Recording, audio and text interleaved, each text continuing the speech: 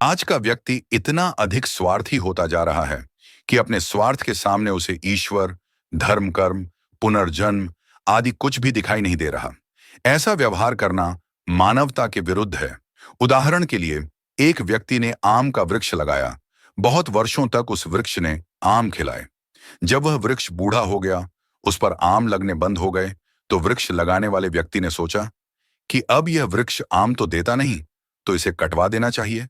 उसका ऐसा सोचना गलत है, क्योंकि यह संसार का नियम है कि जो भी वस्तु उत्पन्न होती है, धीरे धीरे उसमें घिसावट होती है, वृद्धावस्था आती है और पहले जैसी शक्ति उसमें नहीं रहती।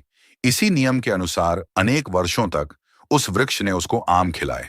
अब वृद्धावस्था में यदि वृक्ष आम के फल नहीं देता, तो कम से कम छाया तो देता है। तब इतने में ही उसे संतोष रखना चाहिए, उसकी छाया का लाभ ही लेना चाहिए। यदि उसे काट दिया जाए, तो यह वृक्ष के साथ उचित व्यवहार नहीं है, अन्याय है। उसे भी ईश्वर ने जन्म दिया है, वह भी अपना जीवन पूरा जीना चाहता है, उसे भी जीने का पूरा अधिकार है।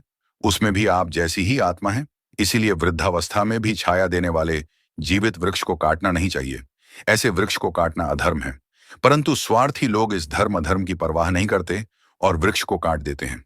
ऐसे स्वार्थी लोगों का स्वार्थ जब और अधिक बढ़ता जाता है, तो वे धर्म अधर्म की, कर्म फल की, पुनर्जन्म की भी कोई चिंता नहीं करते, केवल अपना स्वार्थ ही देखते हैं।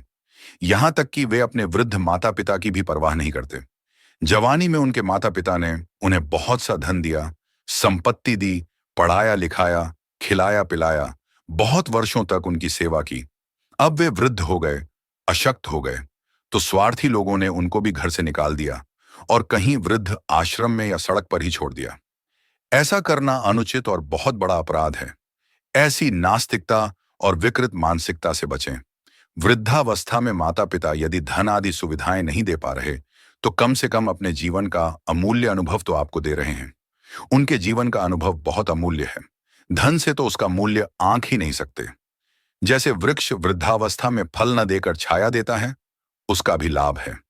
ऐसे ही माता पिता और गुरुजन वृद्धावस्था में धन न देकर अपने जीवन का अमूल्य अनुभव तो देते हैं, उसका भी बहुत अधिक लाभ है। जो व्यक्ति उनके अनुभव का मूल्य जानता है, वह सदा अपने माता पिता और गुरुजनों की रक्षा करता है। उनके अनुभव से लाखों करोड़ों रुपया भी कमाता है। अनेक क्षेत्रों में ठोकरें खाने से भी बच जाता है। व्यापार में लाखों रुपए की हानि से भी बच जाता है। इस तरह उनका अनुभव बहुत ही मूल्यवान और लाभकारी होता है।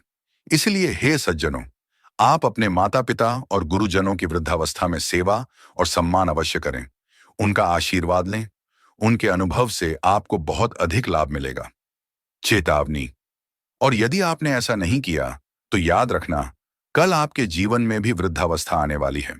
तब आपके बच्चे भी आपको इसी प्रकार से किसी वृद्धाश्रम में अथवा सड़क पर छोड़ देंगे, जैसा कि आप अपने माता पिता के साथ आज व्यवहार कर रहे हैं। तब आपको पता चलेगा कि वृद्धावस्था में घर से बाहर निकालने का क्या अर्थ होता है। इसलिए सावधान। अपनी वृद्धावस्था में अपनी दुर्गति से बचने के लिए, अपने स्वार्थ की सुरक्षा के लिए ही सही, आप अपने बड़े बुजुर्गों, माता पिता एवं गुरुजनों आदि का सम्मान और सेवा आज अवश्य ही करें।